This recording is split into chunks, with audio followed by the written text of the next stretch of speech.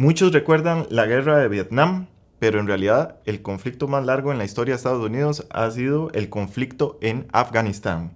Es un conflicto que inició en el marco de los atentados terroristas que sufrió Estados Unidos el 11 de septiembre del 2001. A partir de ahí, el presidente Bush envió las tropas a Afganistán y no han logrado salir las tropas pese a promesas del presidente Obama en su momento y también el presidente Trump. Eran parte incluso de las promesas de campaña, porque la situación en Afganistán es muy complicada con los talibanes. Hay un gobierno que se formó con la ayuda, hay un sistema democrático que se formó con la ayuda de Estados Unidos, pero los talibanes siguen estando ahí presentes y tienen un poder muy grande, tienen un territorio controlado muy grande, y si no se los va a tomar en cuenta para un proceso democrático, realmente Afganistán eso no va a tener fin el conflicto, ¿verdad? ¿Qué está pasando en Afganistán y cómo es que Estados Unidos está anunciando que negoció con los talibanes después de tantos años de encuentros de guerra prácticamente?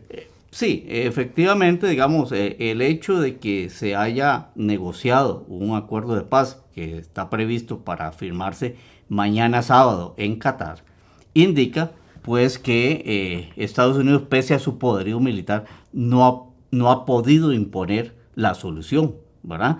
Y esto quiere decir también que los talibanes tienen una fuerza que no puede desconocerse, aunque tal vez disguste a muchos, pero no puede desconocerse.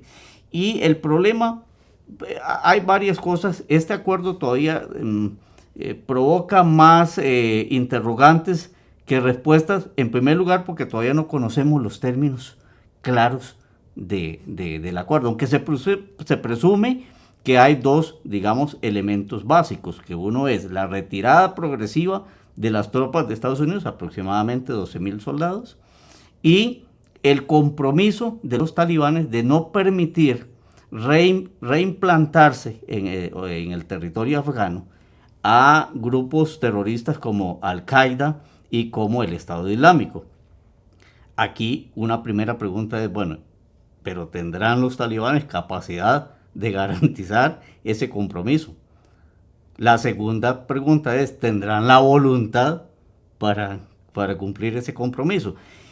Y así podemos sumar una serie de preguntas, por ejemplo, ¿cuán viable es la estabilidad en Afganistán, ¿verdad? El presidente Ghani acaba de ser reelegido, por cierto, en unas elecciones que tuvieron lugar en septiembre, y prácticamente 5 meses, este 20 de febrero, se dieron a conocer los resultados. Resultados que el principal candidato opositor está impugnando. Y ahí entonces agrega un elemento difícil para garantizar una estabilidad. Por otra parte, los talibanes hasta ahora han negado toda legitimidad al gobierno de Ghani. Tanto así que el gobierno de Ghani no tuvo ninguna participación en esas negociaciones de paz. Entonces, como ves, Pablo y amigos de Nación.com, allí hay muchas preguntas que habrá que ver qué pasa después de esa firma mañana, ¿verdad? Tradicionalmente se dice que Estados Unidos no negocia con terroristas y hay personas que defienden que este trato con los talibanes en el fondo es negociar con lo que Estados Unidos consideró en su momento movimientos terroristas.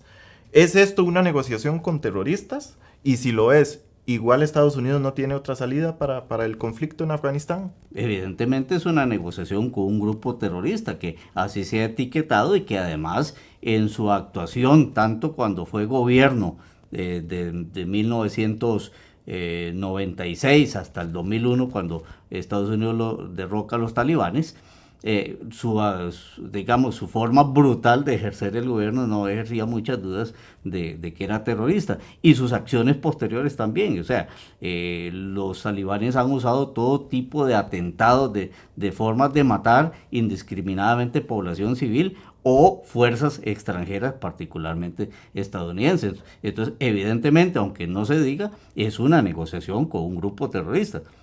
Sería lo mismo si usted tuviera que negociar con Al-Qaeda. Estamos ante un grupo terrorista. Ahora, ahí hay un problema entonces, que es la dificultad que presenta estas intervenciones militares cuando resulta muy fácil, y abundan los ejemplos en la historia, que resulta muy fácil entrar a un país, derrocar un gobierno, y lo que es muy difícil siempre es salir, ¿verdad? Eso lo hemos visto a lo largo. Y para usar de nuevo lo que hace unos minutos mencionaste, Pablo, el ejemplo de Vietnam. ¿Verdad? En Vietnam Estados Unidos se fue involucrando y de pronto llegó una situación desesperada en que tuvo que negociar con Vietnam del Norte con el compromiso adquirido por Vietnam del Norte en los acuerdos de París de Estados Unidos se retiraba de Vietnam y se mantenía el gobierno pro-norteamericano en Saigón. Ya sabemos lo que pasó. Menos de 2 años después de esos acuerdos, en abril de 1975, el gobierno pro-norteamericano era depuesto por una invasión de Vietnam del Norte. Entonces, aquí en Afganistán podríamos estar en presencia de que ocurra lo mismo. ¿Quién va a garantizar que este gobierno de Ghani logre sobrevivir y que los talibanes no se decidan a deponerlo por la fuerza, obviamente? Entonces, es una situación que tendremos que esperar varias semanas o más tiempo para ver si realmente se llega a un acuerdo que dé estabilidad a Afganistán o simplemente otro capítulo de un país muy sometido a guerras, a destrucción y a una inestabilidad casi permanente.